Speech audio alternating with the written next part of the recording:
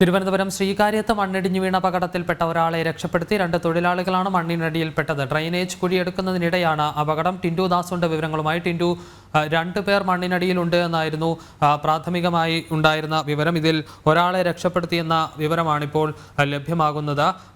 ഇപ്പോഴും രക്ഷാപ്രവർത്തനം പുരോഗമിക്കുകയാണോ? വിഷ്ണു ശർമ്മ, ഇപ്പോഴും രക്ഷാപ്രവർത്തനം പുരോഗമിക്കുകയാണ്. അതിൽ ഏറ്റവും ആശ്വാസകരമായ കാര്യം 2 പേരിൽ ഒരാളെ പുറത്തെടുത്തു.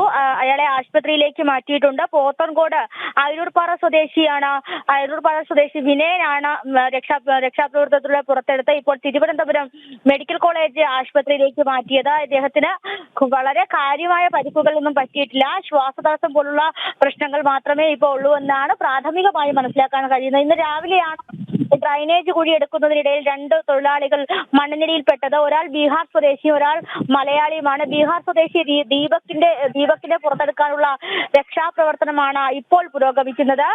നിലവിൽ ഇപ്പോൾ ഫയർഫോഴ്സും അതോടൊപ്പം തന്നെ നാട്ടുകാരും പോലീസും ചേർന്നാണ് രക്ഷാപ്രവർത്തനത്തിന് നേതൃത്വം നൽകുന്നത്. ബീഹാർ സ്വദേശിയായ ദീപകിനെയും ഉടനെ തന്നെ പുറത്തേക്ക് എടുക്കാൻ സാധിക്കുമെന്നാണ് ഇപ്പോൾ മനസ്സിലാക്കുന്നത്. 4 അടിയോളം ആഴത്തിലായിരുന്നു കുഴി എടുത്തിരുന്നത്. ഡ്രൈനേജ് കുഴി ആയതുകൊണ്ട് തന്നെ മലിനജലം മുകളിലേക്ക് വരാതിരിക്കാനുള്ള രീതിയിലുള്ള അത്തരത്തിൽ ആഴത്തിലൊരു കുഴിയാണ് എടുത്തുകൊണ്ടിരുന്നത്. ഈ സമയത്താണ് അരികിൽ നിന്നും മണ്ണിടിഞ്ഞ് കുഴിയിലേക്ക് വീണതും. തുടർന്ന് ആ മണ്ണ് നീക്കം ചെയ്യാൻ നോക്കുന്ന സമയത്താണ് മുകൾ ഭാഗത്തു നിന്നും നനഞ്ഞ മണൽ ഇടിഞ്ഞ് ശരീരത്തിന് പുറത്തേക്ക് വീണത്. തുടർന്നാണ് ഈ തൊഴിലാളികൾ 2 പേരും മണ്ണിനടിയിൽപ്പെട്ടത്. ഇവർക്കുള്ള രക്ഷാപ്രവർത്തനങ്ങൾ കഴിഞ്ഞ 1 മണിക്കൂറായി പുരോഗമിച്ചുകൊണ്ടിരിക്കുകയാണ്. എന്തായാലും നിലവിൽ ഇപ്പോൾ ഒരാളെ പുറത്തെടുത്തു. ഒരാളുടെ കാര്യത്തിൽ ആശ്വാസമായി എന്നാണ് നമുക്ക് മനസ്സിലാക്കാൻ സാധിക്കുന്നത്.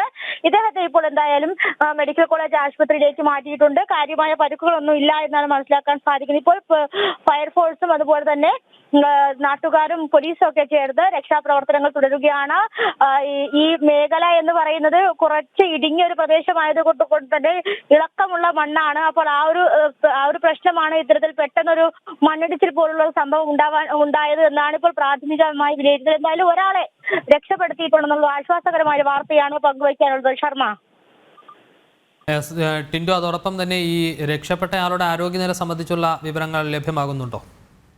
ഞാൻ നേരത്തെ സൂചിപ്പിച്ചതുപോലെ തന്നെ വിനയന്റെ, അതായത് പോത്തൻകോട് അയിരൂർപ്പാറ സ്വദേശി വിനയനാണ് ഇപ്പോൾ രക്ഷപ്പെടുത്തിയിട്ടുള്ളത്. ഇയാളുടെ ആരോഗ്യനില തൃപ്തികരമാണെന്നാണ് പ്രഥമഘട്ട പറയാനുള്ളത്. ഇപ്പോൾ ഇദ്ദേഹത്തെ ആശുപത്രിയിലേക്ക് മാറ്റിയിട്ടുണ്ട്. മറ്റ്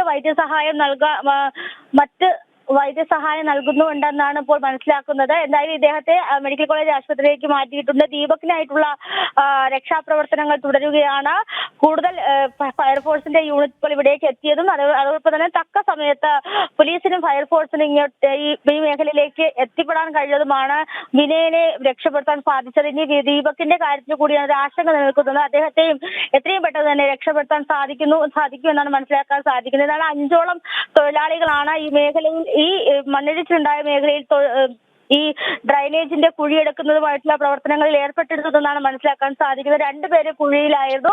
കുഴിയിൽ നിന്നും മണൽ വാരുന്ന സമയത്താണ് മണൽ നീക്കം ചെയ്ത സമയത്താണ് ഇത്തരത്തിലുള്ള അപകടം പറ്റിയതെന്നാണ് മനസ്സിലാക്കാൻ സാധിക്കുന്നത്. ശർമ്മ.